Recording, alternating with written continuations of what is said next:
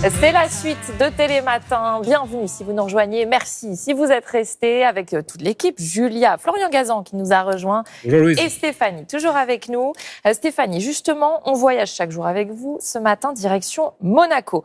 Je vous ai lancé un petit défi, nous surprendre en nous montrant le vrai visage de Monaco. Exactement, un visage plus authentique, à contre-courant des clichés. On va commencer d'ailleurs par une image, ça va vous donner tout de suite le ton, une image qui nous fait penser, je pense que vous êtes d'accord, à un village paisible en Provence avec son petit clocher coloré. Totalement. Vraiment. Et pourtant, eh bien, nous sommes en plein cœur de Monaco. Donc, c'est ça aussi l'âme authentique de Monaco. Vivre comme des vrais monégasques. C'est ça que je vous propose ce matin. Ils m'ont donné leurs bonnes adresses. Et c'est vrai qu'à Monaco, tout le monde se connaît. C'est un tout petit monde. Et pour cause, on va regarder une carte. Le territoire, il s'étend seulement sur 2 km². Et puis, donc, si on est bon marcheur, par exemple, pour vous donner une idée, en 45 minutes chrono, on va pouvoir traverser le pays. Ah oui, on fait tout. Ouais, voilà. On traverse le pays en 45 minutes. Et puis, pour la petite anecdote aussi, il n'est pas rare d'aller acheter son pain à un commerçant qui a été à l'école avec, par exemple, sa Sérénissime, son Altesse Sérénissime, Albert II, par exemple.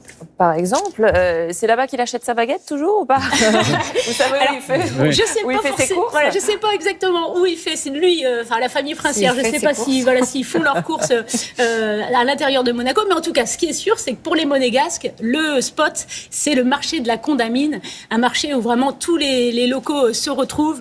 On y va pour flâner, pour boire un petit café au soleil, commérer, papoter, faire son marché, bien sûr, et avec tous les produits de saison, que ce soit le poisson du jour ou encore acheter l'une des spécialités locales incontournables qu'on appelle le barbadjan. C'est quoi le barbadjan?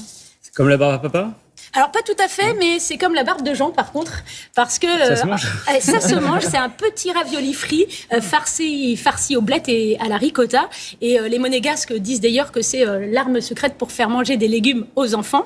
Et alors, pourquoi barbadjan? Ça vient du dialecte local monégasque, barba pour oncle, djan pour Jean, qui aurait donc improvisé cette préparation avec tout ce qu'il avait sous la main, et ce serait tombé par accident, comme ça, dans une friture. C'est un peu la tarte tatin monégasque.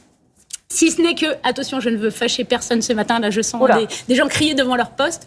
Je dis monégasque, mais l'arrière-pays de Menton revendique également la paternité du barbadjan. En même temps, ils ont une histoire commune. Donc ce barbadjan, il est peut-être les deux à la fois, mentonnais, monégasque, qui sait. Allez pas nous créer une guerre. On les laisse trancher. Ça a l'air sympa de ce marché qu'on a vu. Est-ce que vous avez d'autres lieux comme ça à nous conseiller? Vraiment dans l'esprit authentique, monégasque? C'est ce qu'on veut. C'est ce qu'on veut. J'ai le quartier résidentiel, là où vivent les vrais monégasques, justement, le quartier de Fontvieille. D'ailleurs, pour vous dire, il n'y a qu'un seul hôtel dans ce quartier, donc on est vraiment sur un quartier extrêmement calme, tranquille. Vous commencez déjà à entrevoir qu'il y a vraiment deux visages à Monaco, l'effervescence du quartier de Monte-Carlo avec son casino, et puis cette ambiance plus tranquille du quartier résidentiel de Fontvieille.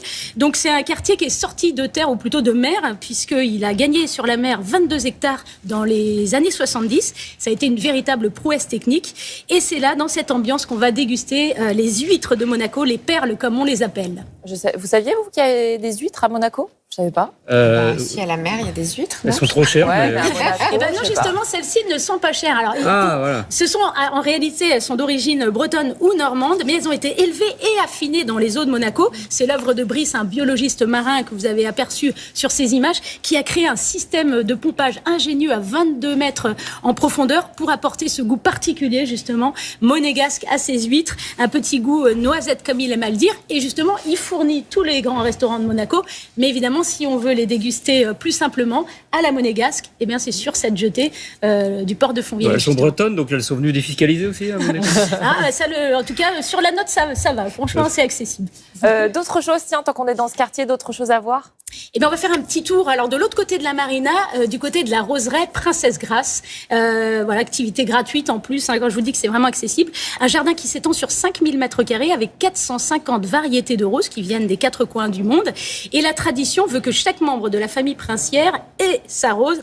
Donc évidemment, j'ai choisi celle de la princesse Stéphanie. Pour une fois, je ne suis plus Stéphanie de Monaco, comme me l'ont souvent. Quelle imitation. Voilà, je l'ai entendu souvent avec les inconnus, mais maintenant j'étais Stéphanie à Monaco, avec Rose, voilà, de la princesse Stéphanie. Donc j'ai eu ma petite revanche avec toutes ces années là.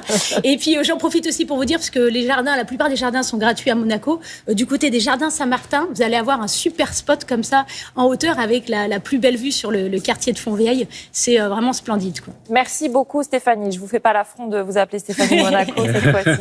À suivre dans Télématin.